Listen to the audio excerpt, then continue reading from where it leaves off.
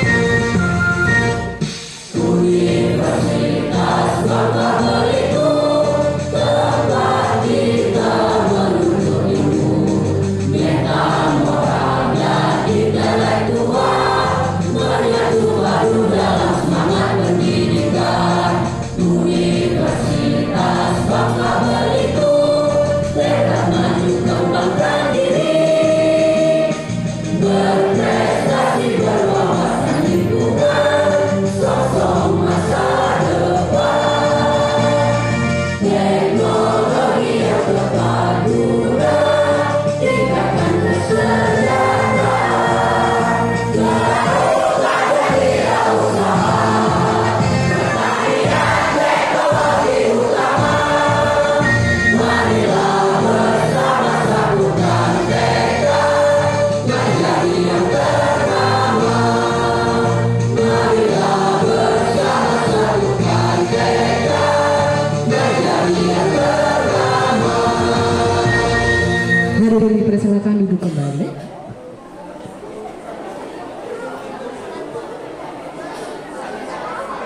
Baik, selanjutnya mari kita dengarkan bersama visi misi Universitas Bangka Belitung.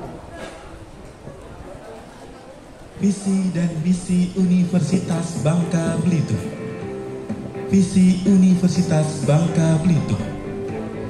Terwujudnya Universitas Bangka Belitung sebagai universitas riset yang diakui di tingkat internasional, yang menghasilkan sumber daya dan karya-karya unggul di bidang pembangunan yang berkelanjutan berdasarkan keunggulan moral, mental, dan intelektual untuk membangun peradaban bangsa pada tahun 2035. Misi Universitas Bangka Belitung: 1. Menyelenggarakan pendidikan tinggi yang unggul dan berbasis riset dalam pembangunan yang berkelanjutan dengan mengintegrasikan keunggulan moral, mental, dan intelektual bagi pengembangan sumber daya manusia. 2. Meningkatkan kapasitas dan kualitas riset dan mengembangkan sistem manajemen penelitian dalam mendukung pembangunan yang berkelanjutan sesuai dengan kebutuhan masyarakat pada masa sekarang dan masa yang akan datang. 3. Meningkatkan kerjasama dengan pemangku kepentingan di tingkat lokal, nasional, dan internasional untuk mengembangkan, meningkatkan promosi program, hasil, dan menerapkan ilmu pengetahuan dan teknologi dalam pembangunan yang berkelanjutan di masyarakat. 4.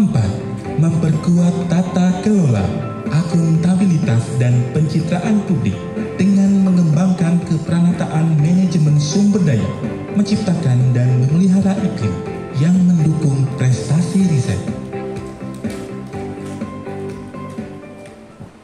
Baik, terima kasih telah mendengarkan visi misi Universitas Bangka Belitung.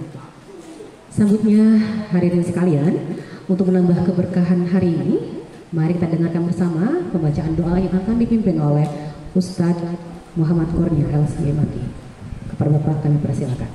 Assalamualaikum warahmatullahi wabarakatuh. Mari sama-sama kita mengangkat kedua tangan kita bermunajat kepada Allah Subhanahu wa taala, Tuhan yang Maha Esa. Mudah-mudahan wasilah dari doa kita pada hari ini, insya Allah kegiatan pendikar gelombang kedua pada kelompok yang ketiga hari ini, insya Allah mudah-mudahan dilancarkan oleh Allah wa taala. Amin ya rabbal alamin. Bapak mohon izin untuk doa dipimpin sesuai dengan keyakinan agama Islam. Bagi rekan-rekan yang berbeda dimohon untuk dapat menyesuaikan. Terima kasih. A'udzubillahi minasyaitonirrajim. Bismillahirrahmanirrahim. Alhamdulillahi rabbil alamin. Allahumma wa sallim ala sayyidina Muhammadin wa ala alihi wa ashabihi ajma'in. Allahumma ighfir lana dhunubana wa liwalidina warhamhum kama rabbawna shighara wa li jami'il muslimina wal muslimat wal mu'minina wal mu'minat birahmatika ya arhamar rahimin. Ya Allah, ya Rahman, ya Rahim. Duhai Allah, Engkau yang Maha Pengasih, Engkau yang Maha Penyayang. Pada hari ini kami berkumpul di aula Majelis Ta'lim Lubabul Huda dalam rangka mengikuti kegiatan pendidikan karakter yang diselenggarakan oleh Universitas Bangka Belitung pada tahun 2024 ini. Maka kami mohon kepadamu ya Allah, anugerahkanlah keberkahan dalam acara kami ini. Engkau yang melancarkan, Engkau yang memudahkan, Engkau yang meluruskan segala kekeliruan dari pemahaman kami. Kami mohon kepadamu ya Allah, bukakanlah pintu hati kami untuk menerima curahan ilmu yang datang kepada kami. Kami yakin ya Allah, hari inilah menjadi proses tangga loncatan bagi kami untuk kelak meraih kesuksesan di masa yang akan datang.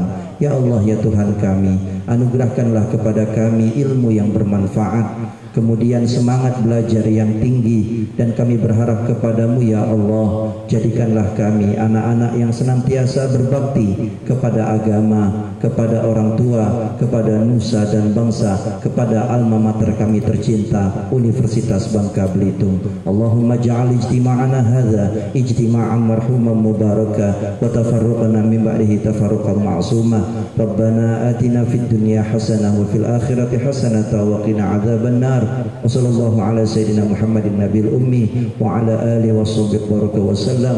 Subhana rabbika rabbil izzati amma yasifun wa salamun alal mursalin walhamdulillahi rabbil alamin. Taqabbalallahu minkum. Assalamualaikum warahmatullahi wabarakatuh. Waalaikumsalam warahmatullahi wabarakatuh. Baik, seluruh peserta pendikar hari ini, selanjutnya sambutan yang akan disampaikan oleh Bapak Reza Adriantika Suntara SPD MPD. Kepada Bapak kami persilakan.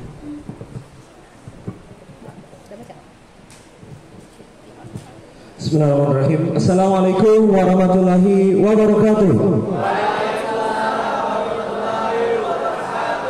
Selamat pagi. Belum kompak ya.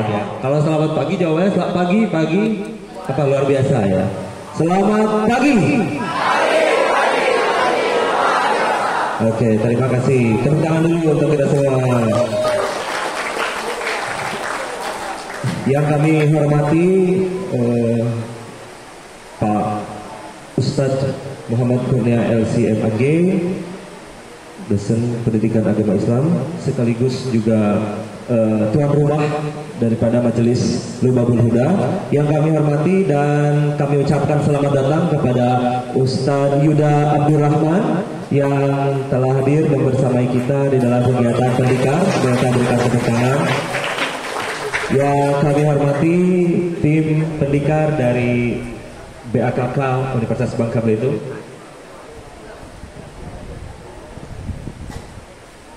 Yang kami hormati, yang kami banggakan dan sayangi para mahasiswa dari Fakultas Pertanian, Perikanan dan Kelautan Universitas Bangka Belitung.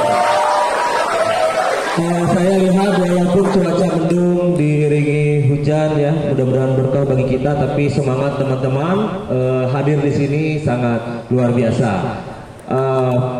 Sedikit sambutan dari saya bahwasanya pendikar ini merupakan terobosan baru ya, walaupun sebelum-sebelumnya juga sering dilakukan atau rutin dilakukan oleh Universitas Bangka Belitung, tapi dengan pola seperti ini menjadi salah satu terobosan yang dilakukan terutama oleh Biro Akademik dan Kemahasiswaan BAKK, bahwasanya tujuan kita sesuai visi misi UBB adalah membentuk karakter mahasiswa yang memiliki mental, moral dan intelektual yang bagus.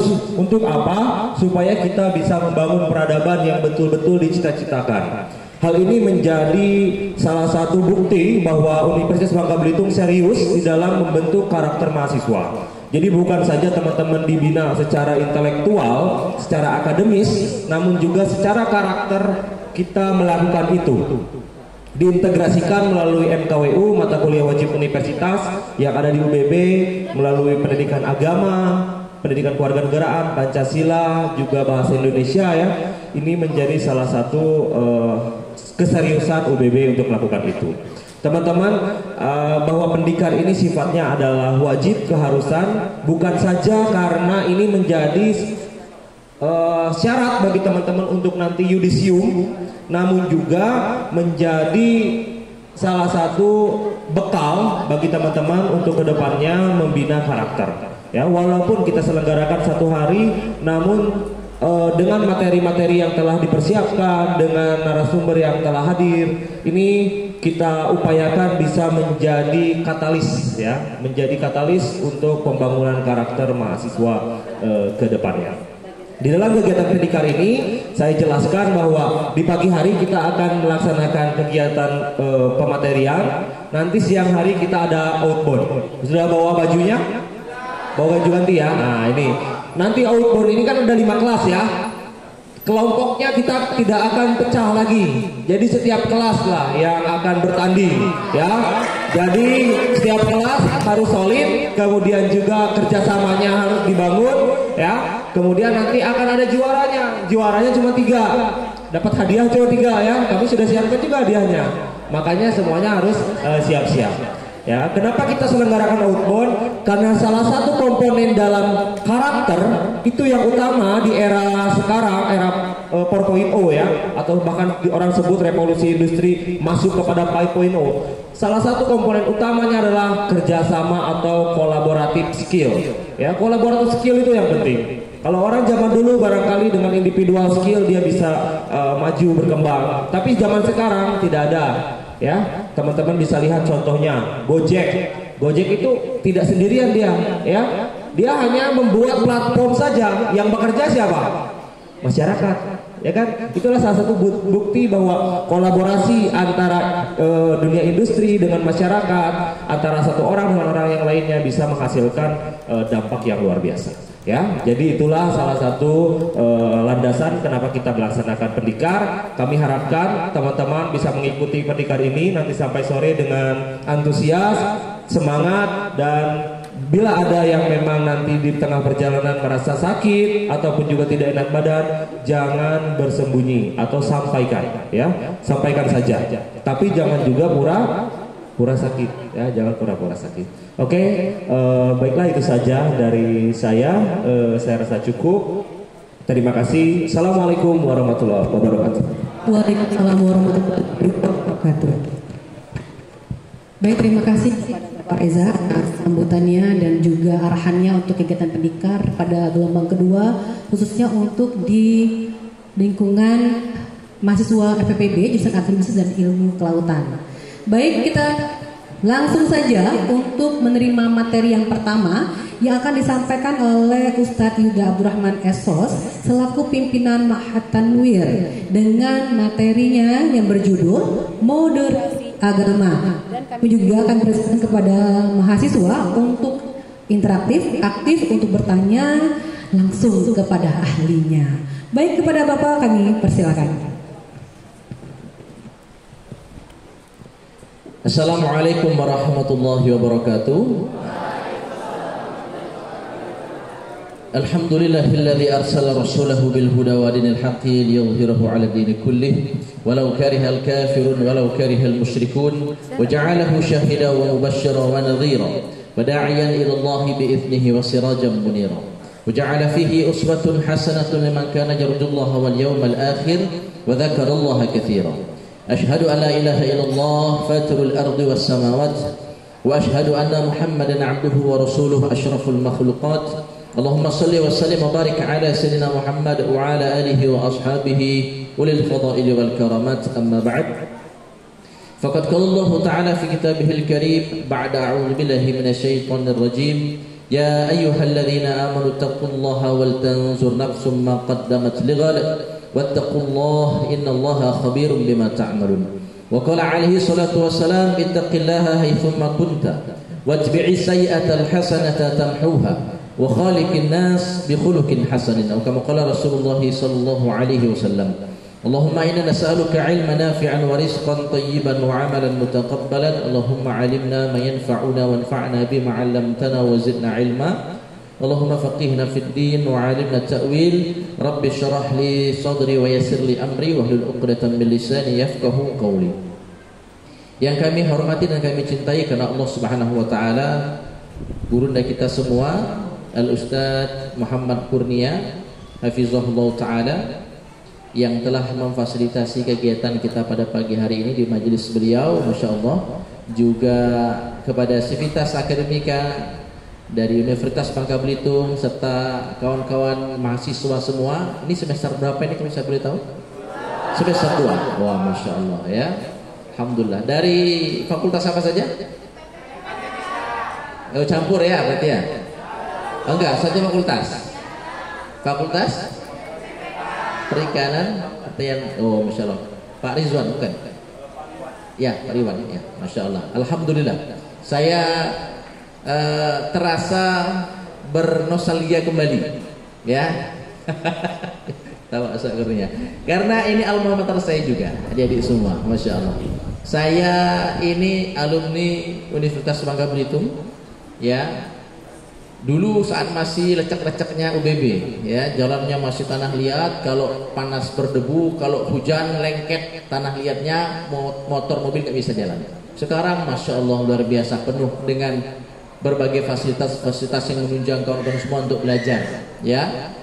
Kami dulu 2007 kalau tidak salah, 2007 atau 2008 lulus kuliah, di wisuda 2 pekan kemudian langsung berangkat masuk pondok pesantren belajar. Karena keinginan memperdalam agama sangat kuat, alhamdulillah akhirnya diberikan kesempatan untuk melanjutkan belajar. Ya, awal Covid 2020 ya, baru kembali ke Bangka Belitung. Seperti itu. Jadi senang. Beberapa kali kami juga diundang di UBB ya, mengisi di beberapa fakultas. Bu Eris itu fakultas mana ya? Ya di situ ya tempat beliau ya. Di FISIP juga alma mater kami ya, alhamdulillah. Dan kami selalu sampaikan kepada para guru-guru kita, dosen ya yang mengampu di sana. Insya Allah kalau dilibatkan untuk UBB kita siap sedia insya Allah. Pagi ini sebenarnya saya ada jadwal mengajar di pesantren, tapi saya percepat subuh tadi agar dapat hadir ke sini. Senang rasanya dapat berkontribusi untuk alma mater kembali. Seperti itu ya. Alhamdulillah. Kawan-kawan semua yang dimuliakan Allah Subhanahu wa taala, tema bahasan kita pada pagi hari ini cukup menarik ya, yakni moderasi beragama, betul. Ini sangat penting mengingat negara kita, negara Republik Indonesia merupakan negara yang majmuk. Negara yang sangat-sangat memiliki keberagaman, baik dari sisi budaya, agama, adat istiadat, suku dan semisalnya. Maka moderasi beragama sangat-sangat dibutuhkan, terkhusus kita kaum muslimin yang merupakan mayoritas di Indonesia. Maka harus mengedepankan moderasi beragama agar dapat mengayomi yang minoritas. Karena beberapa kejadian sempat mencoreng mungkin ya nilai rahmatan lil alamin bagi kaum muslimin seperti itu, walaupun tidak separah di negara-negara lain. Indonesia masih termasuk negara yang dapat dijadikan contoh yang baik dalam moderasi beragama seperti itu. Nah, kenapa demikian? Pertama, ditunjang dengan adat dan istiadat kita masyarakat Indonesia. Kita punya adat tata krama, sopan santun begitu ya. Kemudian rendah hati. Banyak masyayikh dari Timur Tengah itu paling senang dengan pelajar-pelajar dari Indonesia. Nanti silakan tanyakan dengan Ustadz Muhammad Kurnia, yang beliau kita semua ketahui alumni Al-Azhar Mesir, juga sekaligus ketua ikatan ya alumni Al-Azhar Mesir. Itu para masyayikh di daerah sana, di Arab sana ya, di negara-negara Arab, sangat senang dengan pelajar-pelajar dari Indonesia. Kenapa? Karena dia punya akhlak yang baik, adat yang sangat baik, sopan santun dan semisalnya. Seperti itu. Nah, kita harus betul-betul memahami makna moderasi beragama. Tidak akan panjang kami sampaikan, kami lebih senang diskusi ya, karena dengan mahasiswa ini agak beda. Memang agama ini pondasinya adalah dogma. Setiap agama punya dogma. Itu untuk menjaga loyalitas pemeluk agamanya. Tetapi saya tidak suka dengan doktrin. Ya, jadi nanti akan lebih banyak kita buat sesi diskusi saja. Seperti itu. Oke? Jadi tidak lama, mungkin beberapa menit saja kami sampaikan prolog atau mukadimah kepada antum-antum semua. Moderasi beragama maknanya adalah kita menjalani agama dengan cara tawasud. Tawasud itu pertengahan, tidak ekstrim kanan, tidak ekstrim kiri. Seperti itu. Kita jangan memahami makna moderasi ini kemudian tasahul. Tasahul itu bergampang-gampang dalam mencampur adukan syariat agama. Nanti malah justru terjerumus ke dalam sinkritisme. Ya. Moderasi agama lebih kepada sikap toleran dalam beragama. Kita silakan teguh dengan agama kita, tetapi kita tidak boleh menganggap agama orang lain salah. Ya, ingat ya, menganggap agama sendiri benar boleh atau tidak? Boleh. Yang bilang tidak berarti belum paham dengan dogma agamanya. Ya, setiap agama boleh menganggap agama mereka paling benar. Kawan-kawan yang beragama Kristen silakan anggap agama kalian paling benar, silakan. Kawan-kawan yang beragama Hindu silakan anggap agama kalian paling benar. Kawan-kawan yang beragama Konghucu silakan anggap agama kalian paling benar. Demikian pula kita orang Islam, kita berhak menganggap agama kita merupakan agama paling benar. Karena Allah sudah jelaskan di dalam Al-Quran, Inna dina indallahil Islam. Sesungguhnya agama yang diterima di sisi Allah adalah Islam. Di ayat yang lain Allah berfirman, "Wa may yabtaghi ghayra islami dina fala yuqbalu minhu." Siapa yang mencari agama selain Islam tidak akan Allah terima. Ini adalah keteguhan kita dalam memegang ajaran agama kita. Tetapi dalam sikap kita tidak boleh kemudian kita menyalahkan agama yang lain. Ya, bahkan di dalam Al-Quran Allah itu sangat indah. Tuhan yang sangat toleran. Apa kata Allah dalam Al-Quran? Fala tasubul ladzina yad'una min dunillah. Jangan kalian cela orang-orang yang menyembah Tuhan selain Allah. Coba bayangkan. Ya. Kenapa? Fayasubullaha udwanan bighairi ilm. Kelak mereka akan menghina Allah balik dengan penuh permusuhan dan tanpa ilmu. Ini landasan toleransi dalam beragama, moderasi dalam beragama. Ya. Maka kawan-kawan semua yang dimuliakan Allah Subhanahu wa taala, sikap sebagai seorang muslim harus punya pendirian dalam hal akidah. Tetapi dalam hal bersosialisasi, di dalam hal kehidupan bermasyarakat, maka kita punya hak yang sama dengan sama-sama saudara kita yang berbeda agama dengan kita. Seperti itu. Yang tidak boleh itu kemudian menyalahkan agama lain, menghina dan mengolok-olok agama lain, apalagi faliyatubillah sampai mencelakakan agama lain. Ya, ini semua bersumber dari tadi. Tidak tawassut, tidak moderat dalam beragama. Ekstrim memang ada dalam Islam itu, aliran Khawarij. Dalam ajaran Islam ada beberapa aliran yang semuanya dianggap menyimpang. Yang paling benar adalah Ahlus Sunnah wal Jamaah yang kita anut, alhamdulillah. Ya, dengan berlandaskan akidah Asy'ariyah dan Maturidiyah dalam hal akidah, dalam hal fikih tidak keluar dari 4 mazhab ini: Syafi'i, Maliki, Hambali, Hanafi. Adapun di luar itu, masya Allah, dalam sejarah Islam kita punya sejarah kelam namanya Khawarij. Ini tadi ekstrim.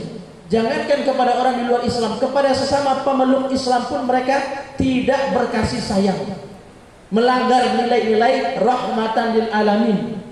Nabi Muhammad itu kan, wa ma arsalnaka illa rahmatan lil alamin. Tidaklah kami utus engkau wahai Muhammad kecuali sebagai pembawa rahmat bagi semesta alam. Rahmat bagi semesta alam itu sebenarnya bukan cuma terhadap manusia saja.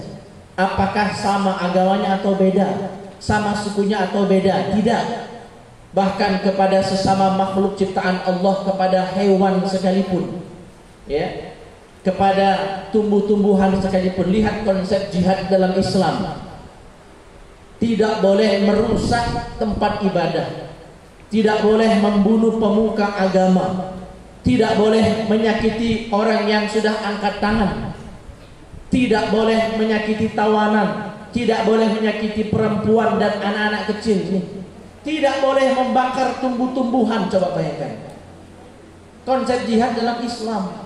Sekarang kita banyak dapati kekeliruan-kekeliruan dalam memahami konsep jihad, mengira membom gereja dalam satu perayaan ritual agama mereka sebagai perjuangan untuk agama, berjihad menegakkan agama, salah besar. Ini semua berangkat dari kekeliruan menafsirkan ayat-ayat Allah Subhanahu wa taala. Ingat ya, orang moderat dia baik dalam beragama, teguh dalam beragama, tetapi dia dapat dan diberi hak untuk memilah-milih tafsiran agama. Di Quran itu ada ayat, kalau antum baca letterlek, makanya harus dengan guru belajar agama itu, ya. Kalau kita baca tekstual saja, kemudian kita pahami dan telah mentah-mentah, kita akan menjadikan ayat ini legitimasi untuk memperbolehkan kita membom rumah-rumah agama orang lain, ya. Di Quran itu Allah Subhanahu wa taala berfirman, waqtuluhum haitsu tsaqiftumuhum.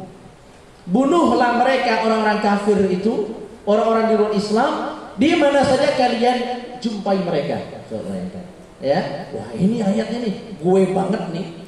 Ya, langsung belajar, buka itu, rakit bom. Ya, ketika perayaan Natal, tahun baru, Imlek, langsung ya jihad nih, salah besar. Ayat ini berlaku dalam keadaan perang, dan itu pun bagi mereka yang melampaui batas dalam peperangan. Mohon maaf ya, ada adab-adab dalam berjihad.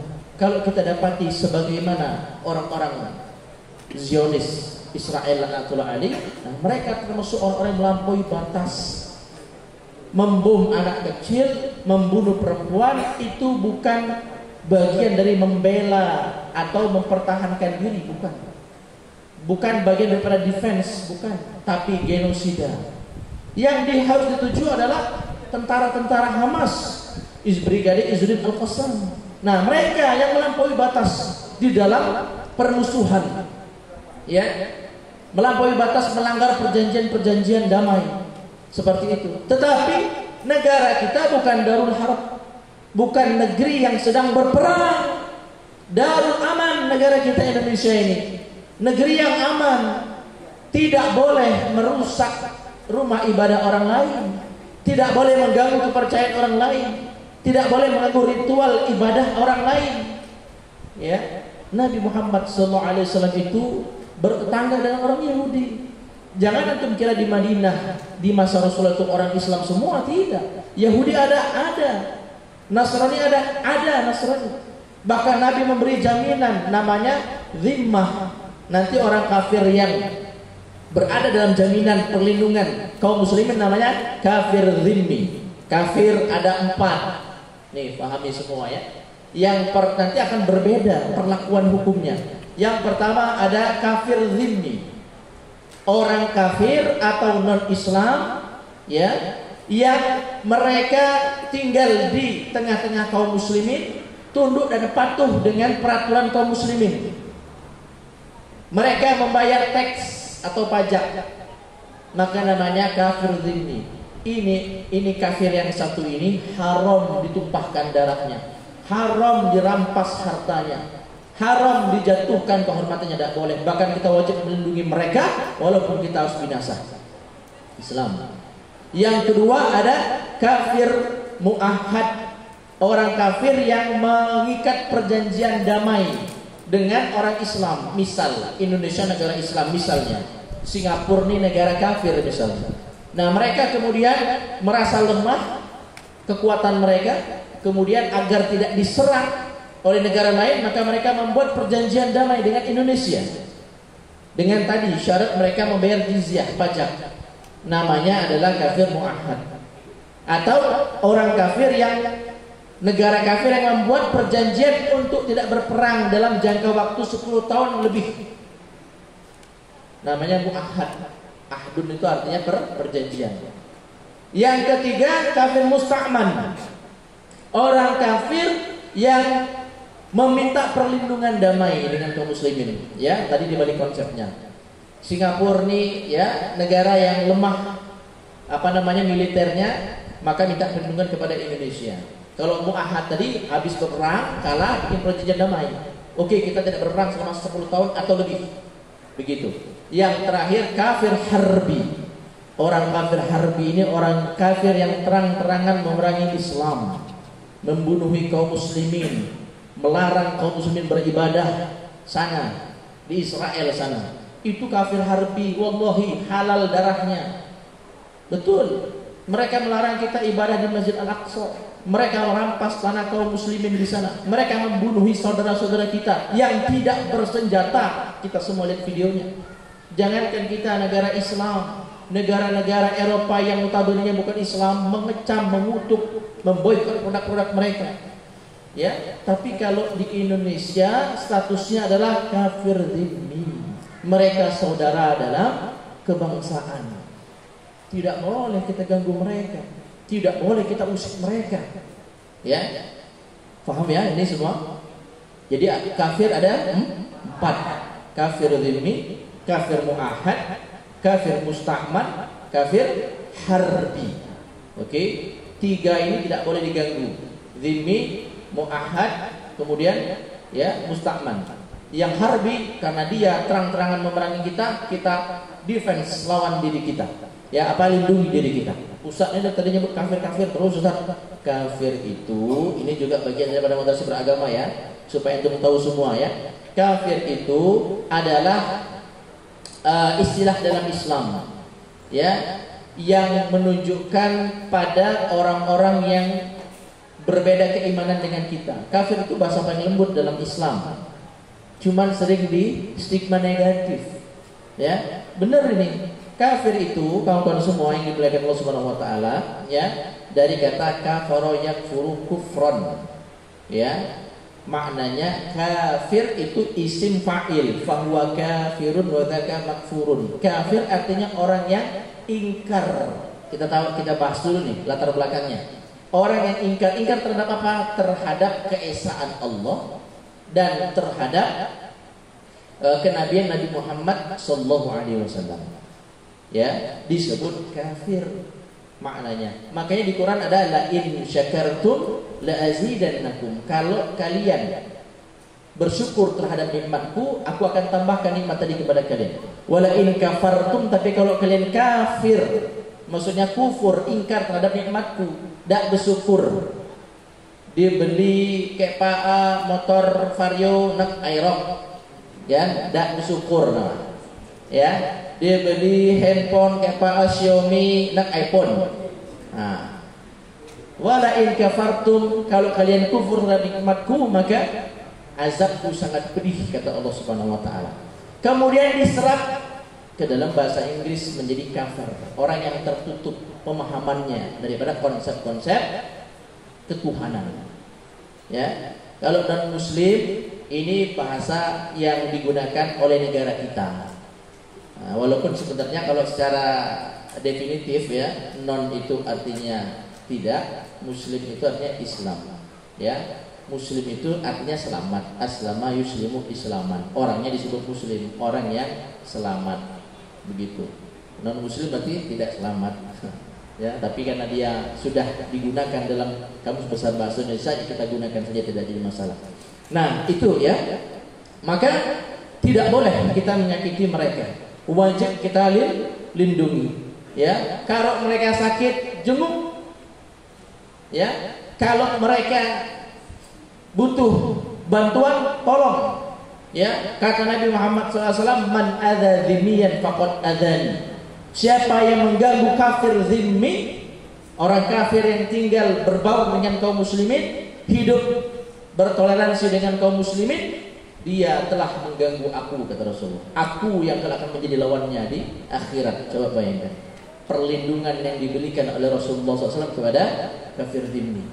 Ya. Nah, jadi sebenarnya banyaknya terjadi kasus-kasus intoleran ya, bahkan sampai tahap ekstrim radikalisme karena kekeliruan dalam tafsir agama. Makanya kita katakan tidak bermakna orang moderat ini orang yang tasahul, tidak punya pendirian, mencampur adukan akidahnya, tidak. Ya. Tetapi dia punya hak untuk memilih tafsir agamanya. Maka hati-hati antum belajar agama di internet boleh, tapi harus punya ustadz guru yang kita jadikan pegangan sebagai apa? Bahan diskusi. Ya, alhamdulillah UBB sudah memfasilitasi itu. Ada guru kita Ustaz Muhammad Kurnia, tanya dengan beliau, Ustaz saya baca di internet begini, apa betul keterangannya seperti itu? Kita cross check kembali kepada mereka yang fakar, karena itu perintah agama kita, fasalu ahla dzikri in kuntum la ta'lamun. Tanyakanlah kepada ahla dzikri, orang yang memiliki ilmu kalau kalian tidak memahami. Bukankah kita kalau tidak paham masalah kesehatan, sakit datang ke dokter, konsultasi ke dokter, motor rusak, mobil rusak, datang ke mana? Ke bengkel, tanya ke montir. Sekarang pula tidak paham masalah agama, menafsiri dengan akal sendiri.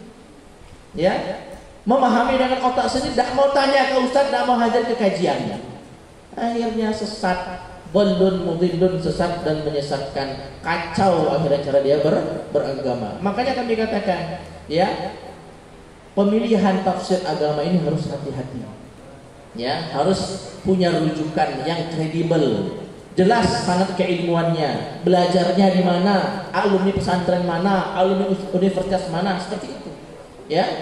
Nah, kemudian kawan-kawan semua dimuliakan Allah Subhanahu wa taala, makna moderat tidak bermakna kita boleh mencampur adukan akidah. Ini harus kita buat benang merah ya. Oke. Kita menghormati agama orang lain. Bahkan kita jaga mereka, kita berikan hak mereka, tapi tidak boleh kita ikut serta dalam ritual keagamaan mereka. Ya, kita harus buat benang merah. Itu bukan makna toleransi. Tadi kami katakan, faliyadzubillah, bisa-bisa masuk ke dalam ranah sinkretisme, mencampur adukkan agama. Sekarang kita dapati orang-orang yang keliru memahami moderasi beragama, akhirnya nyeleneh agamanya. Sholawat di gereja, ngapain? Selawat di gereja ngapain? Mereka udah ada paduan suaranya. Ya, biarkan saudara-saudara kita berbahagia merayakan hari raya mereka. Kita persilahkan, ya, tapi kita tidak ikut serta. Saya rasa kalau hubungan kita baik dengan mereka, ini paling sering ditanyakan, karena kita di Bangka Belitung khususnya, ya, Ustaz saya ini tetangga, saya Kristen. Ustaz saya ini bos saya Konghucu, Imlek Kongnya, macam mana jadi Pak Ustaz? Datang atau tidak? Boleh atau tidak? Ya, ikut merayakan atau tidak? Tidak. Ya, tidak perlu merayakan, biarkan mereka berbahagia. Saya rasa kalau bagus hubungan sosial kita dengan mereka, mereka pasti paham, betul? Ini adalah benang merah dalam beragama. Seperti itu, ya. Sebagaimana kita tidak memaksakan mereka untuk ikut perayaan agama kita. Kita pun tidak perlu ikut, cukup membiarkan mereka. Itu toleransi. Saya suka kopi. Ya, antum siapa namanya? Reza. Bapak Reza misalnya suka teh. Biarkan kami menikmati minuman kami masing-masing. Ya, sambil bertukar gagasan, bertukar pikiran. Saya menikmati kopi saya, beliau menikmati teh saya. Bukan teh dan kopinya dicampur, rusak rasanya, betul? Boleh tidak software Android atau bisa tidak software Android diinstal di iPhone?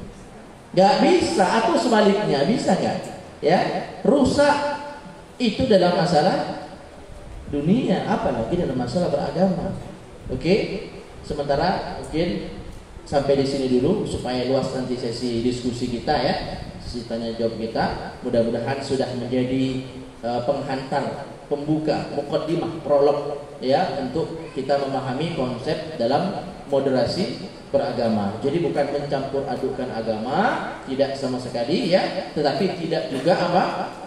Menyerang, mengganggu, menyalahkan, bahkan naudzubillah sampai merusak fasilitas-fasilitas agama, mengancam nyawa orang-orang di agama selain Islam. Seperti itu. Sebagai penutup, Allah berfirman dalam Al-Qur'an, ya ayuhan nas, inna khalaqnakum min dzakarin wa untha. Wahai manusia, kami ciptakan kalian dari jenis laki-laki dan perempuan. Wa ja'alnakum syu'uban wa qabaila. Kami jadikan kalian syu'ub wa qabail, berbangsa-bangsa dan bersuku-suku. Li ta'aruf. Tujuannya untuk apa? Untuk ta'aruf, saling mengenal, saling bersahabat, saling tolong menolong. Ya, inna akramakum indallahi atqakum. Sesungguhnya yang paling mulia di sisi Allah Subhanahu wa taala di antara kalian adalah atqakum, yang paling bertakwa kepada Allah. Apa makna takwa itu? Imtithalu awamirillah wa jitinabu nawahihi. Mentaati perintah Allah, menjauhi larangan Allah. Allah melarang kita merusak tatanan kehidupan. Allah melarang kita menghilangkan nyawa orang yang tidak bersalah. Siapa yang membunuh satu nyawa yang tidak bersalah, apapun motifnya, seolah-olah dia membunuh nyawa seluruh manusia. Man qatala nafsan bighairi nafsin aw fasadin fil ardi faka'annama qatala an-nasa jami'an. Siapa yang membunuh satu jiwa tanpa sebab yang dibenarkan, tidak ada sama sekali motif yang membenarkan dia, maka seolah-olah dia membunuh seluruh manusia. Ya, Allah memerintahkan kita untuk menjaga akidah kita dan memerintahkan kita untuk tidak menghina akidah orang lain. Ini makna takwa kepada Allah Subhanahu wa taala. Allah memerintahkan kita teguh dengan agama kita, tidak campur baur dengan agama orang lain. Lakum dinukum waliyadin. Bagi kalian agama kalian, Silakan khusyuk dalam beragama. Taati Tuhan kalian, taati ajaran agama kalian. Kami pun sama. Ya, ayat ini kawan-kawan semua yang dimuliakan Allah Subhanahu wa taala. Kalau kita baca tafsirnya itu berkaitan dengan orang-orang Arab jahiliyah. Ketika mereka sudah capek menghalangi dakwah Rasulullah, akhirnya mereka bikin kesepakatan. Ya sudah, kita buat kesepakatan begini saja. Satu hari engkau wahai Muhammad menyembah Tuhan kami Lata dan Uzza. Ya, kami pun menyembah Tuhan engkau. Nanti besoknya dibalik. Ya, dibalik giliran kami yang giliran engkau yang ikut menyembah Tuhan engkau, kami ikut menyembah Tuhan engkau. Ini namanya sinkritisme, mencampur adukan agama. Tidak, kita harus buat benang merah. Wallahu a'lam bishawab. Sementara seperti itu, nanti kita lanjutkan kepada sesi diskusi saja. Seperti itu ya. Baik.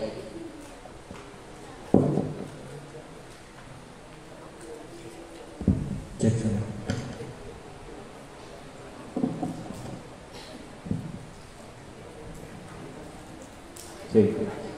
Baiklah, pematerian yang luar biasa dari Pak Ustadz Yuda. Kita berikan tepuk tangan dulu kepada saya. Penjelasan beliau sangat mudah sekali kita pahami, kemudian juga kita semakin paham aktualisasi moderasi beragama itu seperti apa. Terlebih teman-teman juga pasti menemui bahwa kita di UBB juga sangat majemuk, ya. Saya mengajar ketemu mahasiswa bukan hanya satu agama, ternyata banyak. Nah, baiklah, mumpung ada beliau, kita diskusi. Silahkan siapkan banyak pertanyaan. Siapa yang ingin bertanya? Kita buka dulu sesi pertama. Silahkan angkat tangan. Oke, 1, 2, 3 ya, dari yang sana dulu.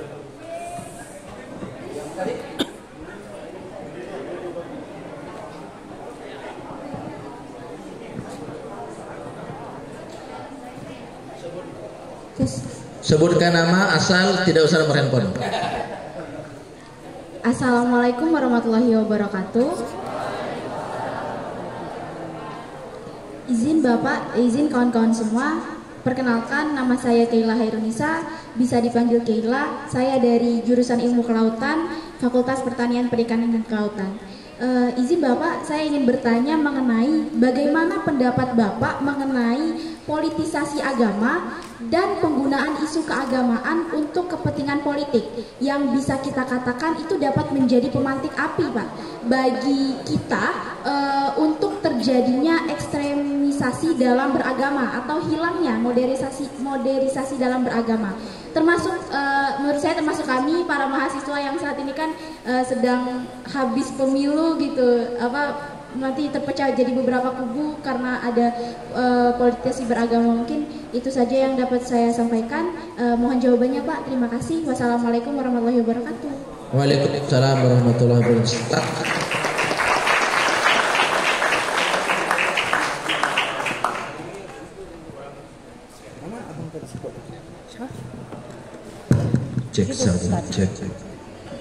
Jadi politisasi dalam beragama ini hal yang harusnya dihindari, ya.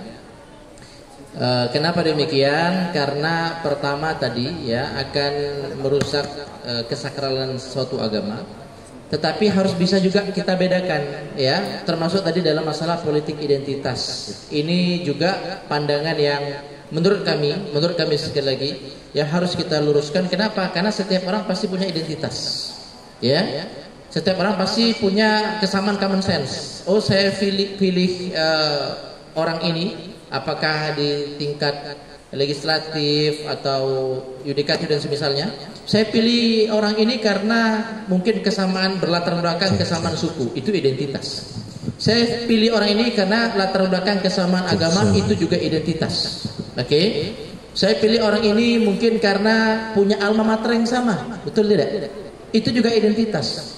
Ya, oh ini dari organisasi yang sama, ya, misalnya, itu juga identitas. Nah, apalagi dalam kita berislam, di dalam Islam kita diberikan rambu-rambu. Jadi Islam itu bukan hanya sekedar mengurusi masalah ubudiyah saja, luas sekali. Dalam hal istinja saja, buang air saja, kita diatur oleh agama kita. masuk WC kaki kiri, keluar kaki kanan, buang air kecil atau besar bagi laki-laki dan perempuan dengan cara duduk, ya, dan semisalnya. Ya, doanya diajarkan, bahkan coba bayangkan. Apalagi dalam ya berpolitik. Nah, jangan difahami tidak boleh orang beragama berpolitik, oke? Nah, yang tidak boleh itu menjadikan agama sebagai alat politik. Nah, jadi kalau ada orang, ada Ustaz, kami sempat diskusi di grup alumni itu, yang salah paham kalau saya bilang dalam memahami konsep politisasi agama. Kenapa? Ada satu misalkan calon, apakah dia legislatif atau calon presiden kita yang diusung oleh sekelompok ulama, kemudian dikeluarkan fatwa, kemudian dibilang ini politisasi agama. Oh tidak, ya, tidak demikian. Kenapa? Karena itu merupakan pilihan dari sekelompok atau sebagian anak bangsa yang menjadi bagian daripada masyarakat Indonesia. Sebagaimana, mohon maaf ya, kadang-kadang kawan-kawan dari Tionghoa mereka punya perkumpulan sendiri, nanti mereka akan memberikan atas usulan atau masukan dari orang-orang tua mereka dan semisalnya. Itu boleh. Kenapa di dalam agama kita tidak diperbolehkan? Nah, ini harus dibedakan. Jadi kalau seandainya pemuka-pemuka agama kita menurut pandangan mereka ini calon yang baik, silakan kalian pilih. Sekali lagi kita katakan, ya, di dalam Al-Quran itu Allah menyuruh kita bertanya kepada orang yang faham. Orang yang punya faham itu bukan cuma dari sisi konseptual, kemudian dari sisi akademik, ya, tapi juga punya dalam agama Islam diyakini ada pandangan basirah. Orang-orang yang memang dia istikharahnya bagus. Seperti itu. Dan perlu difahami dalam Islam fatwa itu tidak mengikat. Jadi sifatnya hanya anjuran saja. Jadi silakan menurut fatwa majelis ulama ini, menurut fatwa organisasi Islam ini, calon A, calon B, calon C yang baik kita pilih. Begitu. Dianjurkan kepada para anggota organisasinya misalkan untuk ikut serta. Itu sifatnya anjuran. Fatwa itu tidak mengikat, harus difahami ya. Fatwa beda dengan qadha. Jadi kalau kita punya pandangan politik sendiri, tidak bermakna kita sudah menyelisih agama kita. Tidak. Saya cocoknya kepada paslon 1, saya cocok kepada paslon 2, saya cocok kepada paslon 3 karena menurut saya visi misinya seperti ini, bagus, cocok dengan saya. Karena kalau menurut saya, pandangan saya, orangnya humoris, orangnya tegas misalkan, ya, bebas, tidak jadi masalah. Sebagaimana fatwa rokok. Fatwa rokok itu 2 difatwakan oleh MUI. Ada yang berfatwa haram, ada yang berfatwa makruh. Tidak mengikat. Silakan pilih yang mana yang antum rasa cocok dengan kehidupan beragama antum. Seperti itu. Nah, itu fatwa. Nah, jadi kawan-kawan semua dimuliakan Allah Subhanahu wa taala, kami katakan politisasi agama ini yang harus dihindari. Tetapi kalau orang yang beragama berpolitik, jangan kemudian dianggap sebagai politisasi beragama. Tidak, ya. Kalau seandainya kita tidak boleh memilih pemimpin sesuai dengan konsep agama kita, untuk apa agama diturunkan? Ya, Allah itu sudah mengatur di dalam Al-Qur'an. Ya, kami tadi katakan ya, di dalam Al-Qur'an itu Allah Subhanahu wa taala berfirman, ya, wala tattakhidul yahuda wan nasara awliya min dunil mu'minin. Jangan kalian jadikan orang-orang Yahudi dan Nasrani sebagai pemimpin-pemimpin kalian. Ini yang dulu sempat heboh, ya. Maka ketika ada seorang tokoh agama menyampaikan ini, dia sedang menjalankan misi misi tugas agamanya, ya, membimbing pemeluk-pemeluk agamanya agar berjalan sesuai dengan koridor agamanya. Seperti itu, memilih pemimpin yang sesuai dengan ajaran agamanya. Seperti itu. Tetapi tidak boleh menghalangi orang di luar agama kita, kaum muslimin, ya, untuk ikut berpartisipasi. Tidak boleh menghalangi mereka untuk mencalonkan diri. Tidak boleh menyuruh orang lain atau memilih orang lain tidak memilih orang tersebut. Itu yang tidak boleh. Itu yang namanya politisasi agama. Begitu ya kurang lebih. Wallahu a'lam bishawab. Baik, tadi yang sebelah sana, silakan.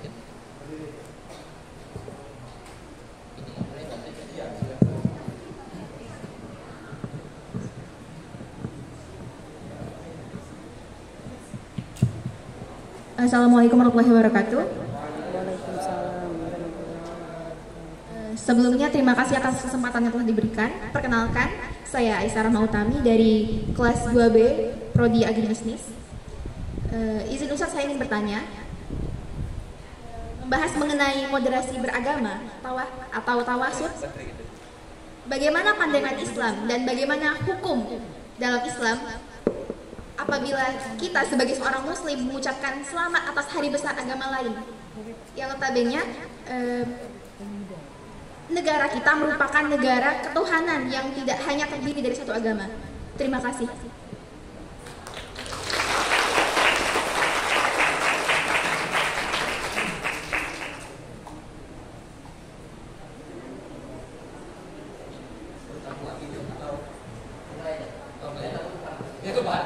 Biar terjawab dengan sempurna, ya. Jadi ini masalah yang terus berulang-ulang terjadi setiap tahun, diperdebatkan, dipertanyakan, ya, kebolehannya. Boleh tidak kita mengucapkan ucapan selamat terhadap hari besar agama lain selain Islam? Kami sampaikan, ya, supaya kembali kepada konsep moderasi tadi, ada dua fatwa dalam masalah ini. Oke, ya. Fatwa yang pertama yang mengatakan mutlak haram. Oke, kita jelaskan pelan-pelan ya, jangan ngantuk ya. Nanti servernya tidak connect. Bangun-bangun nanti malah salah paham. Jadi yang pertama mengharamkan secara mutlak, apa alasannya? Ya, mohon maaf ya, mohon maaf. Dihitung seperti legitimasi terhadap terhadap konsep-konsep ketuhanan pada agama lain. Ya, tadi kami katakan kita punya konsep sendiri dan kita harus meyakini itu yang paling benar. Oke. Kita ambil contoh yang paling sering adalah mengucapkan selamat Natal, betul? Boleh tidak Ustadz mengucapkan selamat Natal? Ya, kami di kelas macam-macam, apalagi yang ekonomi ini kadang-kadang banyak saudara-saudara kita Nasrani yang ikut seperti itu ya. Bagaimana kira-kira Ustaz? Boleh tidak? Satu fatwa yang pertama mengatakan haram. Oke, jangan dipotong dulu. Tahan dulu kalau mau ke WC ya. Pertama mengatakan haram secara mutlak. Kenapa tadi? Ya, di dalam konsep akidah kita, konsep teologi kita di dalam Islam, Tuhan itu hanya tunggal. Ya, Allah Subhanahu wa taala. Tidak ada tandingan-tandingan. Tidak ada serikat-serikat bagi Allah Subhanahu wa taala. Allah tidak beranak dan tidak diperanakkan. Lam yalid wa lam yulad. Ini supaya kawan-kawan yang non muslim juga bisa memahami ya. Seandainya ada yang tidak mau mengucapkan, bisa legowo. Oh, ternyata memang tapi baik kok dia dalam kehidupan sehari, berarti dia sedang menjaga agamanya. Nah, jadi di dalam Al-Qur'an itu Allah Subhanahu wa taala mengatakan laqad kafara alladziina qalu innallaha Isa bin Maryam. Telah kafir orang yang mengatakan bahwasanya Allah itu adalah Isa bin Maryam. Di ayat berikutnya Allah mengatakan laqad kafara alladziina qalu innallaha tsalitsun tsalatsa. Telah kafir orang yang mengatakan Allah itu 3 dalam 1, 1 dalam 3. Kan teman-teman kita di agama lain meyakini konsep Trinitas, betul? Ada Tuhan Bapa, Tuhan Ibu, Tuhan Anak. Yesus Tuhan Anak. Kita tidak. Tuhan hanya satu, Allah Subhanahu wa taala. Nah, maka ketika kita mengucapkan selamat Natal, Natal itu maknanya apa? Hari lahir Yesus sebagai anak Tuhan. Tidak perlu kita perdebatkan kapan waktunya, ya. Kita pahami saja konsepnya. Nah, lahirnya Yesus sebagai anak Tuhan. Nah, ini bertentangan dengan ajaran agama kita. Kita tidak punya Tuhan Bapa, Tuhan Anak. Tuhan hanya satu saja. Dan Allah tidak dilahirkan, tidak juga melahirkan. Ya, ini konsep teologi dalam Islam. Teman-teman yang non Islam juga supaya bisa memahami, supaya juga bisa balik toleransi. Ada fatwa yang kedua, mengatakan boleh mengucapkan selamat Natal, dan ini nanti bisa diklarifikasi ke guru kita langsung, guru Ustadz Muhammad Kurnia, termasuk fatwa yang difatwakan oleh Darul Ifta Mesir, tempat beliau belajar. Termasuk juga yang difatwakan oleh Al Habib Ali Zainal Abidin rahimahullah hafizahullah taala. Ya, di yang tinggal di Dubai sana. Ya. Jadi mereka memperbolehkan mengucapkan selamat Natal dan hari keagamaan agama lain. Kenapa? di masa dulu memang betul ya, mengucapkan selamat Natal itu berarti meyakini ya konsep-konsep agama lain, sehingga dianggap melemahkan konsep-konsep agama kita, teologi dalam agama kita. Tetapi di masa sekarang tidak ya, orang-orang Islam insya Allah sudah memahami itu, apalagi yang bahasanya betul dalam belajar akidahnya. Dia pahami ya, dalam Islam Allah itu tidak punya anak, Allah itu tidak dilahirkan, tidak juga melahirkan. Nah, kita mengucapkan ucapan selamat Natal, selamat Imlek hanya dari sisi bersosial ya, berkehidupan sosial, husnul muasyarah ya. Jadi kehidupan sosial yang baik dalam rangka menjaga kehidupan sosial yang baik, maka diperbolehkan. Kenapa? Karena pasti yang mengucapkan itu tidak akan sampai tahap meyakini, atau tidak sampai taraf meyakini bahwasanya ya Tuhan itu ada 3, Tuhan itu punya anak, Tuhan itu dilahirkan, tidak. Tetapi hanya sekedar untuk apa? Menjaga hubungan baik dengan sesama relasi, teman kuliah, teman kerja dan semisalnya. Saya ya sekeluarga itu Bhinneka Tunggal Ika. Kalau dari sebelah bapak saya, karena orang Melayu Jambi, maka kuat Islamnya alhamdulillah 100% Islam. Dari sebelah ibu saya Jawa, ibu saya mualaf, dulunya biarawati. Nah, jadi kalau ustadznya tidak ya, ibu saya biarawati dulu ya, masuk Islam, nikah dengan bapak orang Semarang. Pas saya dulu liburan pondok, saya main ke tempat mbah saya. Mbah saya itu Mbah Sapan namanya, orang Buddha agamanya, mantap kan? Nenek saya kemudian jadi Muslim mualaf ya. Dia punya anak, ibu saya punya saudara, Pak D saya, yang satu paling tua agamanya Kristen ya, yang nomor 2 Islam di Kalimantan, kuat taat Islamnya ya. Yang nomor 3 kembar, yang nomor 3 ibu saya, yang nomor 4, 5 kembar perempuan, dua-duanya kembar ya, perempuan dua-duanya, yang satu Kristen yang satu Islam. Jadi kalau saya nginep tuh, bude saya itu ya, bule ya, karena ada ibu, bule saya itu yang nyiapin saya makan Kristen ya, apa namanya saya nggak tahu, dia yang nyanyi-nyanyi di gereja itu, dia nyiapin saya makan, nyucikan baju saya ya, betul. Jadi kalau bicara kemajubukan, alhamdulillah di keluarga kita sudah majubuk sekali ya. Nah, tetapi kita semua tahu batasan-batasan, tahu konsep-konsep. Maka kami kembalikan kepada antum semua, mau ikut fatwa yang mana? Ini semua boleh ya. Itulah kenapa kami katakan orang-orang yang menyalahkan, mungkin ada saudara-saudari kita yang mengucapkan selamat Natal, selamat tahun baru, selamat Imlek, mungkin belum tahu fatwa ini, informasi belum sampai kepada dia, sehingga tadi ya, salah satu sebab seseorang itu tidak moderat karena tadi minimnya literasi ya, minimnya variasi dalam pemahaman beragama, seperti itu. Baik, oke, cukup ya. Yang ketiga, silakan.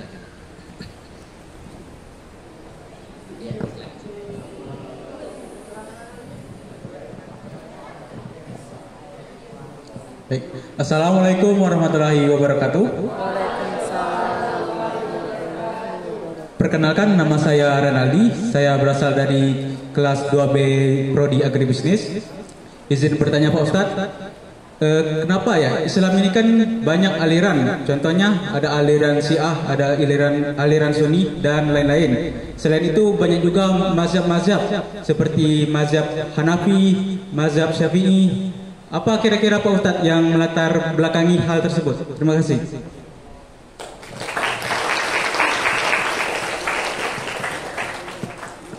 Bagus ini, Masya Allah ya, khusus bagi kita pemeluk agama Islam, dan juga pengetahuan mungkin bagi teman-teman di luar Islam.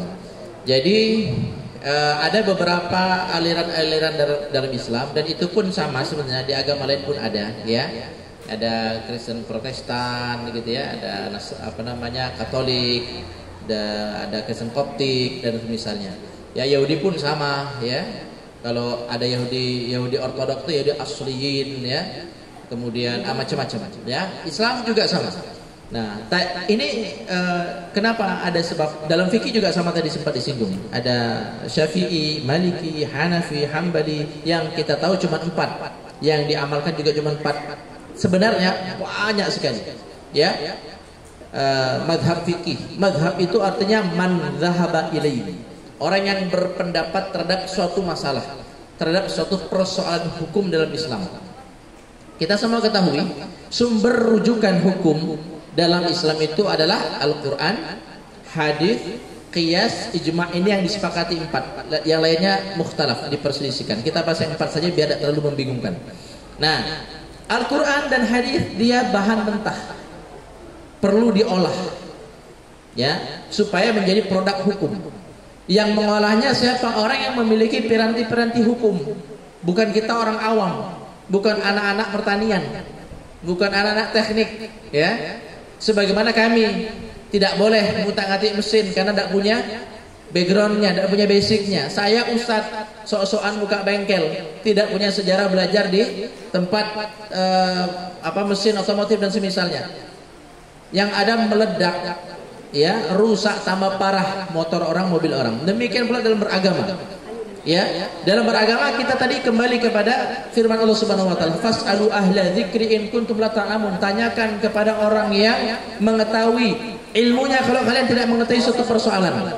Nah, dalam agama ketika ada persoalan-persoalan yang dihadapi ketika menjalankan perintah agama, sebagian orang-orang awam yang kami katakan tadi tidak memiliki piranti-piranti untuk merangkum, meramu suatu hukum sehingga menjadi produk hukum, maka mereka akan bertanya kepada siapa? Yang kita sebut dengan ulama. Orang yang sudah belajar ilmu nahwu sharaf dalam gramatikal bahasa Arab, mantik, balaghah, fikih, usul fikih, kaidah fikih, mustalah hadis, tafsir ya, dan semisalnya. Begitu. Nah, misalkan dalam masalah wudu batal atau tidak ya bersentuhan kulit antar sesama yang berlawanan jenis kelamin, batal tidak ya wudunya? Akhirnya yang bertanya kepada mazhab Maliki mengatakan kalau kamu tidak bersyahwat tidak batal, tapi kalau ada syahwat batal wudunya. Dari mana dasarnya? Dasarnya dari Al-Quran. Ya, nanti kita akan tarik benang merahnya. Kalau ditanyakan kepada mereka yang bermadzhab Syafi'i, seperti di Indonesia mayoritas madzhab Syafi'i, akan dikatakan batal secara mutlak, apakah dengan syahwat ataupun tidak. Kalau kita tanyakan kepada madzhab Hanafi, madzhab Hambali, oh tidak batal secara mutlak, mau bersyahwat tidak bersyahwat tidak batal. Kenapa terjadi perbedaan interpretasi dalam memahami nas-nas atau dalil-dalil Al-Quran dan hadis? Kalau kita lihat kembali ke benang merah sumber hukumnya sama. Di Quran itu ada ayat aula mastumun nisa, kalian menyentuh perempuan, pembatal-pembatal wudu diantaranya aula mastumun nisa, kalian menyentuh perempuan. Makna lamas ini berbeda para ulama madhab memahaminya. Lamsu ada yang memahaminya bersentuhan, madhab Syafi'i memahaminya bersentuhan, lamas. Kemudian ada yang memaknainya dengan hubungan biologis. Lamsu itu jima, tapi bahasanya digunakan bahasa harfiah, bahasa kiasan. Karena Al-Quran tidak vulgar bahasanya. Maka untuk memperhalus bahasa digunakan bahasa bersentuhan, tetapi yang dipahami sebenarnya adalah berhubungan biologis. Sehingga kalau tidak berhubungan biologis tidak batal, kan cuma nyentuh aja. Kalau berhubungan biologis baru batal. Nah, jadi munculnya perbedaan-perbedaan sebenarnya masih sama satu.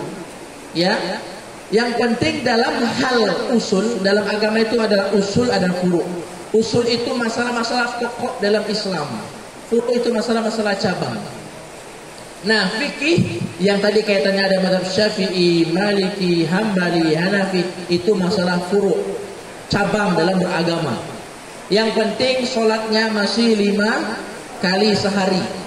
Ya, yang penting Allah masih Tuhannya, Nabi Muhammad masih nabinya. Berbeda dengan tadi Syiah atau Khawarij. Ini masalah berkaitan dengan masalah-masalah usul, masalah-masalah pokok yang tidak bisa ditoleransi.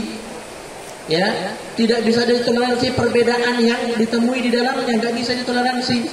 Harus sama. Contoh, orang-orang Syiah itu mengatakan, Syiah pun beraneka ragam, ada Syiah Zaidiyah, Syiah Ithna Asyarah, ya, ada Syiah Rafidhah, beda-beda.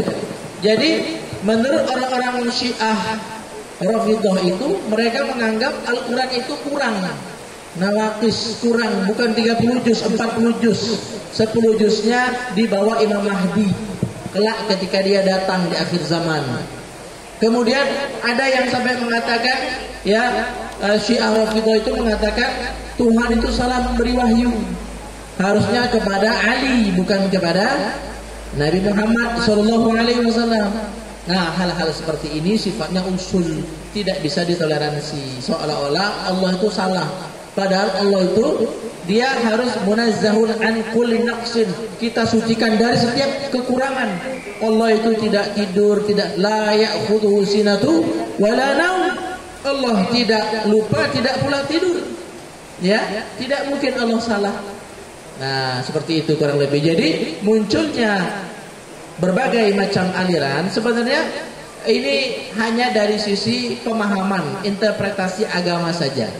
Ya, kalau dalam hal muaranya sama-sama menyembahkan diri, menghambakan diri kepada Allah. Cuman beda dalam hal jalannya saja. Yang satu menganggap batal wudhu, yang satu tidak. Yang satu menganggap kalau niat puasa ini sebentar lagi kita mau puasa. Yang satu menganggap niat puasa itu mazhab Syafi'i wajib malam hari sebelum waktu subuh datang.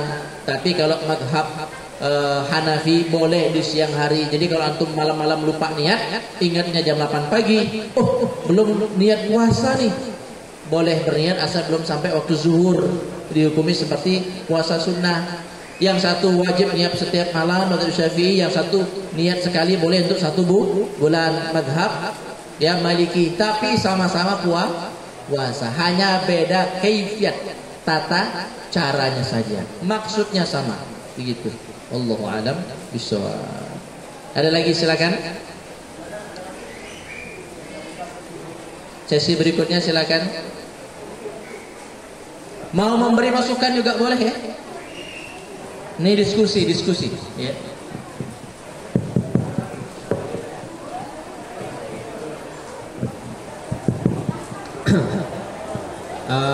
Selamat pagi. Izin teman-teman, izin Pak.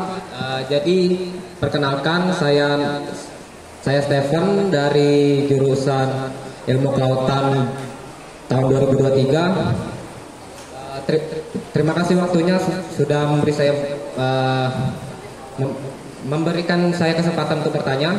Jadi pertanyaan saya itu seperti yang Bapak tadi jelaskan, kan kafir itu dijelaskan ada 4. Jadi saya punya teman nih, dia itu ceritakan kalau Islam itu ada beberapa aliran, kita sebut aja alirannya itu aliran sesat.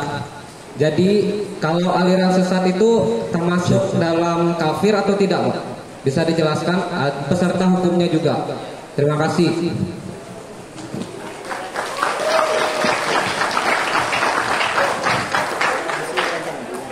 Yang benar aliran itu ada 2, aliran listrik dan aliran air. Ya.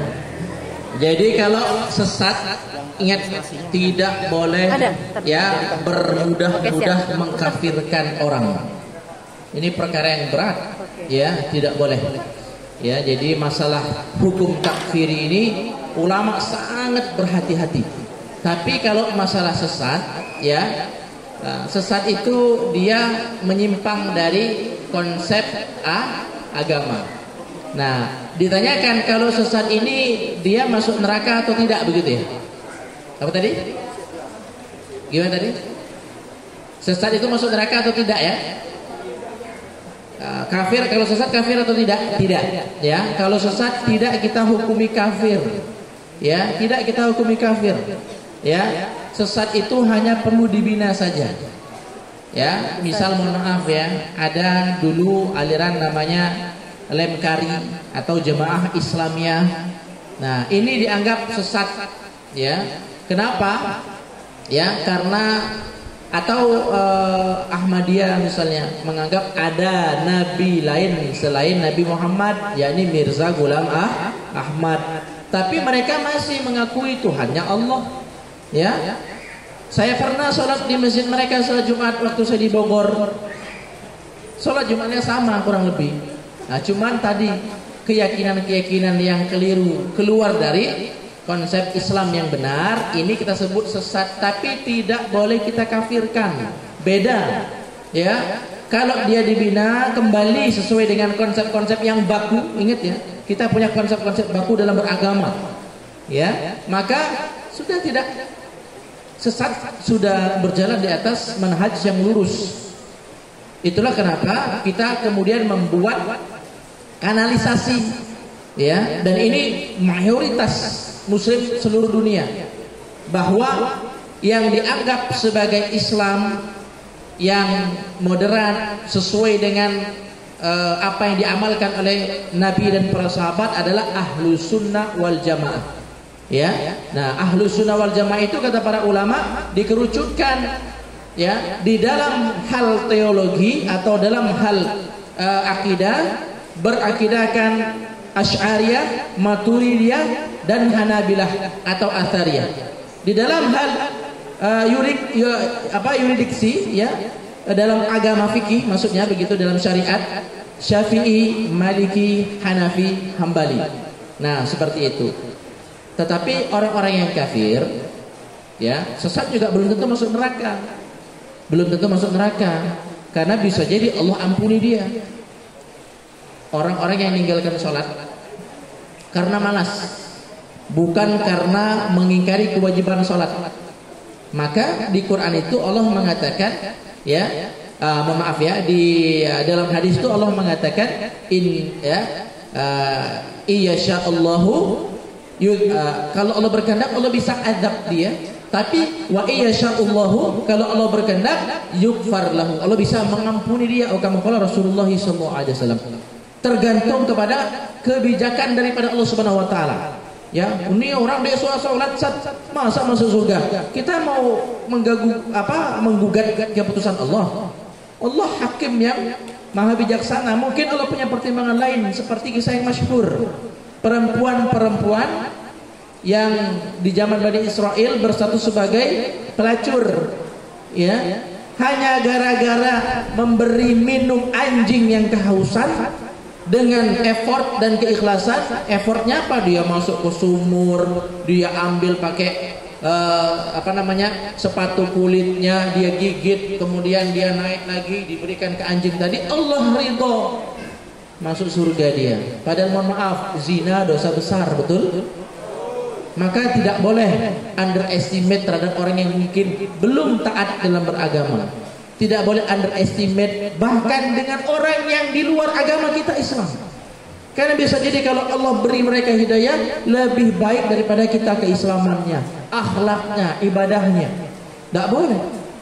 Tapi kalau kafir, nah ini jelas ya, diazab oleh Allah Subhanahu wa taala. Apakah dari awal atau memang, ini ingat sekali lagi ya, ini adalah konsep dalam agama kita. Oke? Atau mereka yang melakukan perkara-perkara menjadi sebab kekafiran. Contoh tadi, tidak sholat karena mengingkari kewajiban sholat. Alah, ngapain sholat, nggak penting bagi saya sholat itu.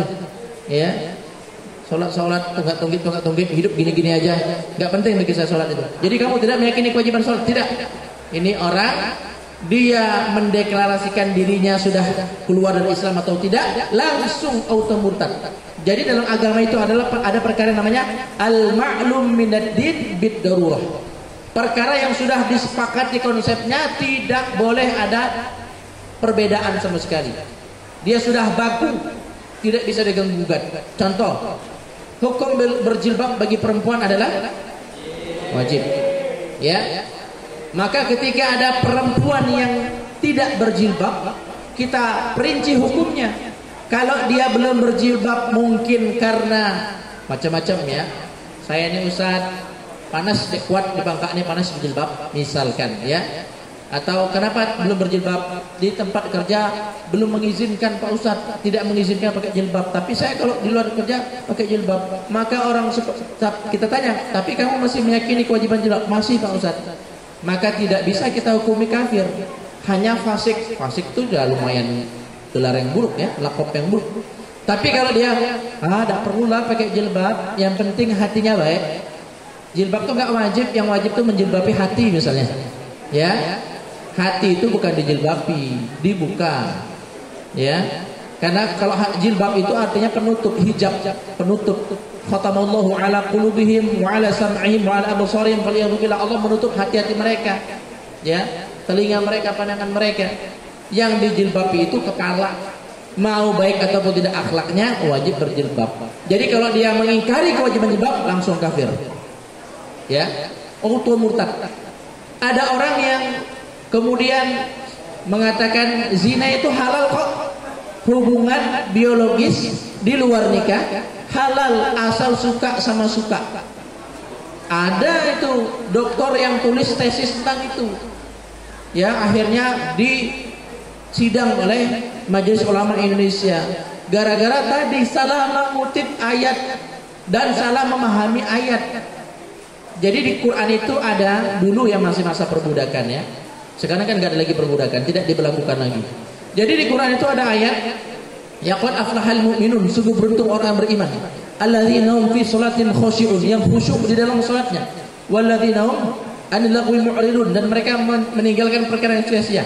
Walladzina hum an furujihim yuhafizun, menjaga kemaluan mereka, mohon maaf. Illa ala azwajihi aw ma malakat aymanuhum, kecuali yang disalurkan kepada pasangan-pasangan mereka, azwaj, pasangan halal, suami atau istri, diikat dengan ikatan pernikahan boleh.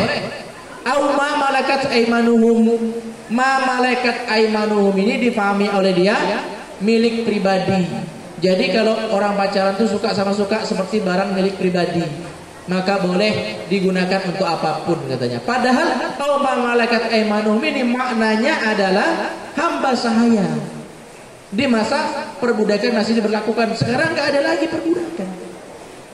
Kalau dia bilang halal zina, langsung ya, dia niat tidak niat, dia deklarasi atau tidak, auto murtad. Beliau bilang namanya al-ma'lum minad din bid-darurah. Nah, seperti itu ya. Wallahu a'lam bishawab. Baik. Bagaimana? Masih ada atau sampai jam berapa? Ada lagi, silakan. Silakan. Beliau dulu nanti berantem, oke? Atau nak sulit dulu? Monggo.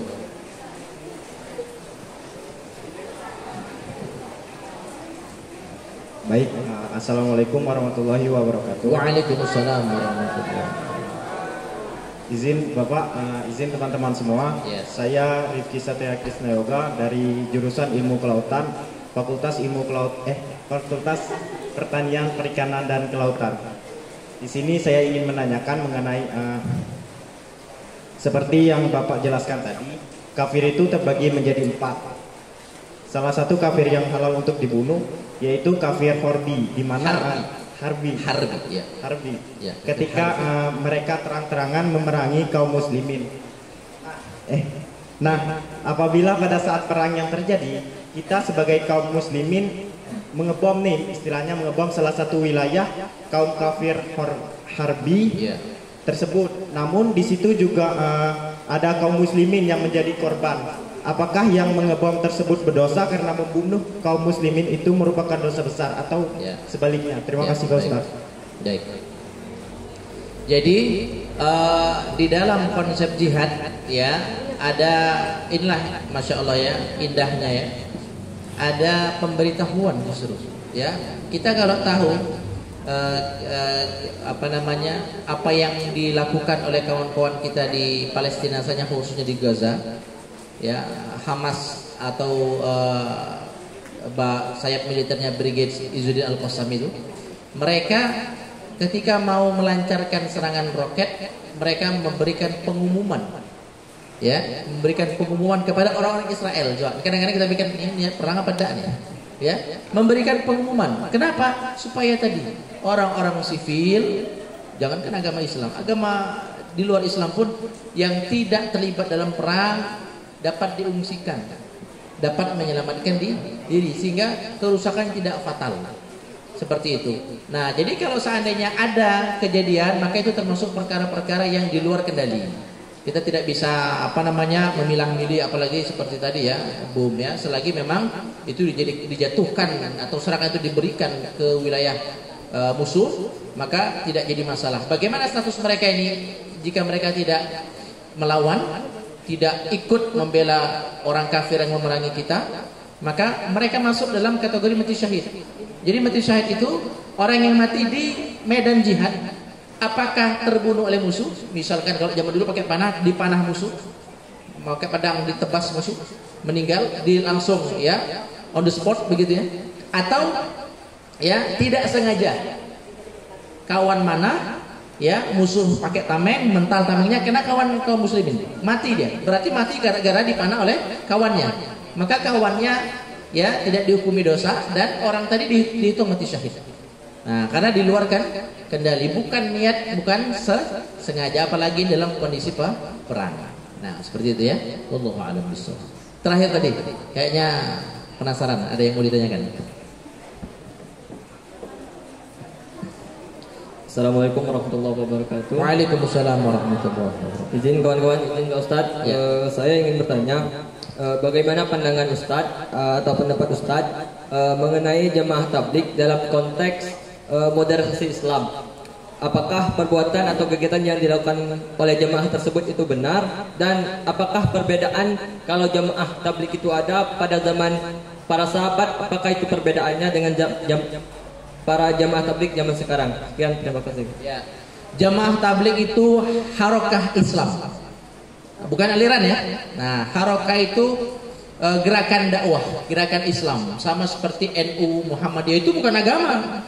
Ya, masalahnya sekarang ini orang banyak menganggap NU Muhammadiyah agama. Tidak. Jadi kalau tidak ikut NU bagaimana, tidak ikut Muhammadiyah? Bukan, itu organisasi beragama. Ya, termasuk adalah jamaah tabligh. Dia harokah gerakan dakwah, harokah dakwah. Ya.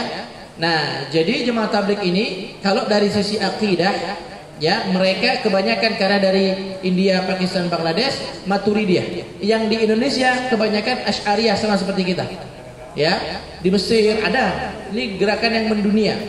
Ada di Mesir, ada di Jazirah Arab ada, ya, Malaysia ada. Kami dulu di pesantren, alhamdulillah. Ya, di pesantren itu macam-macam santrinya. Ada yang dari Malaysia, ada yang dari Singapura, ada yang dari Thailand, Kamboja. Nah, sebagian ada yang tadi afiliasinya ke jamaah tabligh. Nah, mereka sama belajarnya di madrasah-madrasah kita, pesantren-pesantren kita yang berakidahkan Asy'ariyah, juga yang fikihnya Syafi'i, seperti itu. Nah, tetapi ini hanya gerakan Islam saja, metode dakwah untuk pertama mengajak orang-orang kembali kepada Islam, kembali kepada ajaran Islam, kemudian mengajak untuk islah, memperbaiki diri. Ya, kalau kita dengar dari bahasa mereka itu seperti itu, memperbaiki diri dengan cara apa? I'tikaf di masjid. Jadi betul-betul berusaha mentaatkan diri kita kepada Allah Subhanahu wa taala, menyampingkan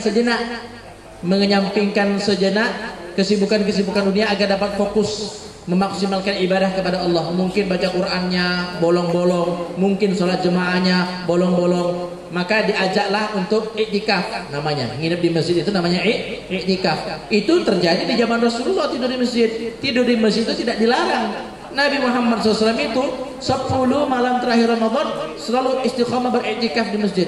Padahal rumah beliau sebelah masjid kayak Ustaz Kurnia ini. Tapi kerjaannya tidur di masjid terus 10 hari Ramadan. Ya, namanya iktikaf. Sahabat Ibnu Umar beliau mengatakan, kunna nanamu fil masjid ala ahdi Rasulullah sallallahu alaihi wasallam wa nahnu syabab. Ibnu Umar ini saat masih remaja, dia bilang kami dulu saat masih remaja sering tidur di masjid.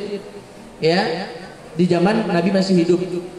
Nah, jadi seperti itu. Nah, yang mereka lakukan ingin memperbaiki diri, ya, ingin supaya sholatnya terjaga, tidak bolong-bolong. Ada 3 hari ada 40 hari, ya, ada 4 bulan, 7 bulan, macam-macam lah.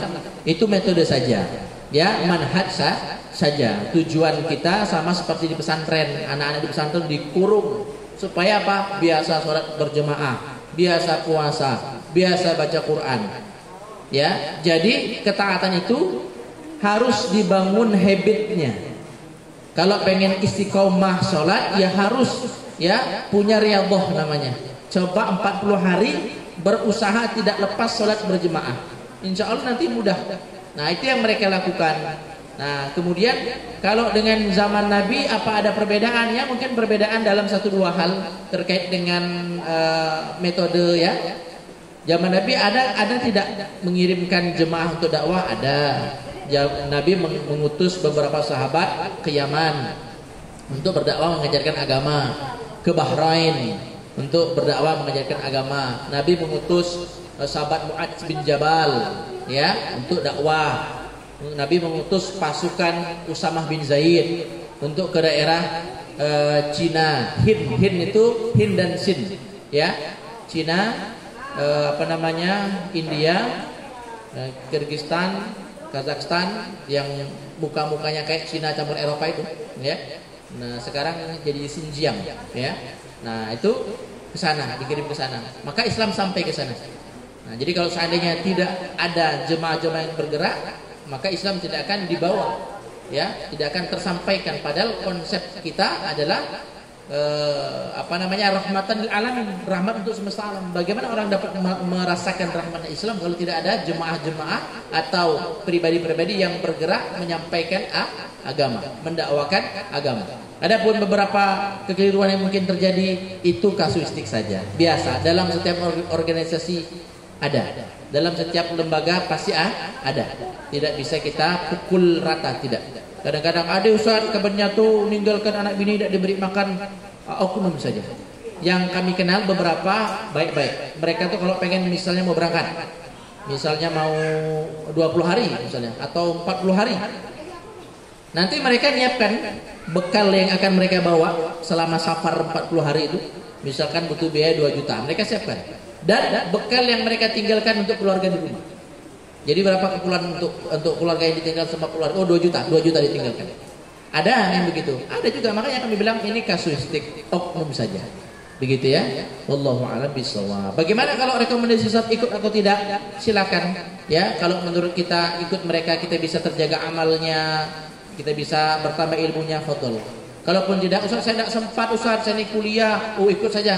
Ya, yang lain ikut kajian Ustadz Kurnia ada, ya, ikut kajian saya juga ada, belajar ke pesantren kalau mau ke Atanwir boleh, ya, di pintu air itu, ya, kolam renang Hidayatullah, silahkan, tidak jadi masalah, ya. Atau Ustadz saya ingin ikut organisasi kepemudaan di Ormas Muhammadiyah misalnya, ya, pemuda Muhammadiyah, silahkan. Ustadz saya mau ikut kawan-kawan NU lah Ustadz, ya, di NU ada Ormas misalnya kan, ya, apa misalnya Ansor, silakan, ya. Saya mau ikut di Wahdah Islami aja, boleh, tidak jadi masalah. Itu hanya pilihan organisasi untuk berkontribusi dalam Islam, tapi semua tetap saudara kita, satu akidah, seperti itu, ya. Wallahu a'lam bishawab. Demikian. Baik, terima kasih kepada Ustadz Yuda. Kita berikan tepuk tangan sekali lagi kepada beliau dan juga kepada para mahasiswa yang sudah bertanya. Luar biasa pertanyaan-pertanyaannya.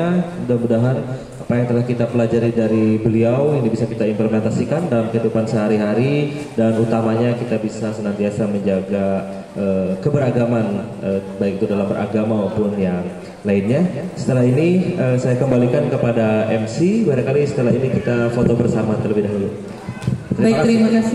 Baik, terima kasih kami ucapkan kepada Ustaz Yuda Abdurrahman dan Bapak Reza Adantika Yusuntara yang telah memandu untuk sesi pertama tentang moderasi agama beragama.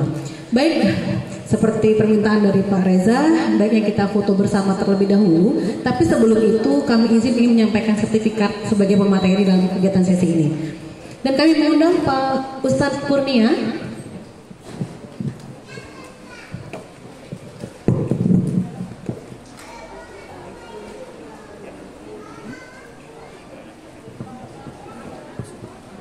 Baik, kami memberikan sertifikat sebagai pemateri kepada Ustadz Yuda Abdurrahman dari Universitas Bangka Belitung yang langsung diberikan oleh Ustadz Muhammad Kurnia. Baik, kami ucapkan terima kasih yang telah memberikan ilmu yang bermanfaat tentunya untuk seluruh peserta pendikar UBB gelombang kedua. Baik, sekali lagi tepuk tangan yang luar biasa untuk Ustadz Yuda, dan boleh sekalian kita foto bersama terlebih dahulu Ustadz. Untuk yang sesi pertama boleh untuk Ustadz Yuda, Ustadz Muhammad Kurnia, Pak Reza, Pak Sulis mungkin kami undang untuk bergabung foto bersama. Baik, tim boleh foto dulu untuk ya.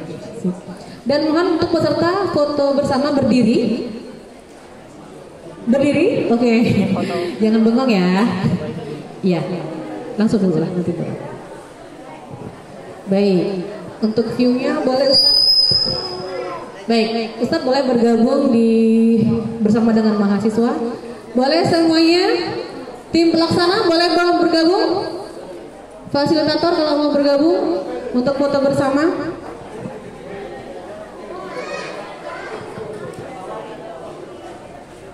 Baik, yang belakang boleh agak merapat biar kelihatan. Baik semuanya, mohon menghadap ke kamera. Nama kelasnya atau name tag kelasnya boleh diacungkan setiap kelas.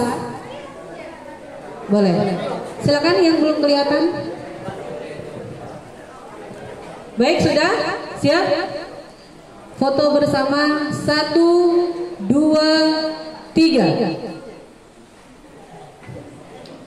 Baik, sekali lagi kita foto dengan gaya yang berbeda. Baik, ulangi lagi menghadap ke kamera. Senyumnya boleh 2 cm ke kanan ke kiri. Lebar sekali ya. Baik, 1, 2, 3. Oke, gaya berbeda. Boleh kepalkan tangannya tinggi-tinggi yang belakang. Boleh kepalkan tangannya. Oke, 1, 2, 3. Baik, kita video dulu. Oke, tagline-nya pendikar ya. Boleh kami mengundang tim pelaksana, fasilitator untuk bergabung. Teman-teman panitia pendikar boleh bergabung. Bella, Yunita boleh untuk bergabung. Baik.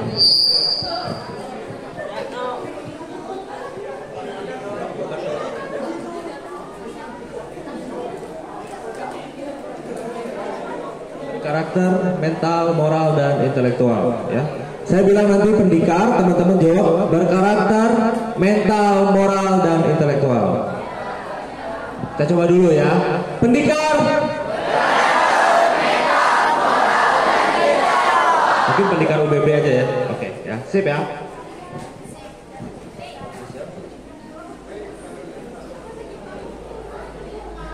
Pendikar UBB.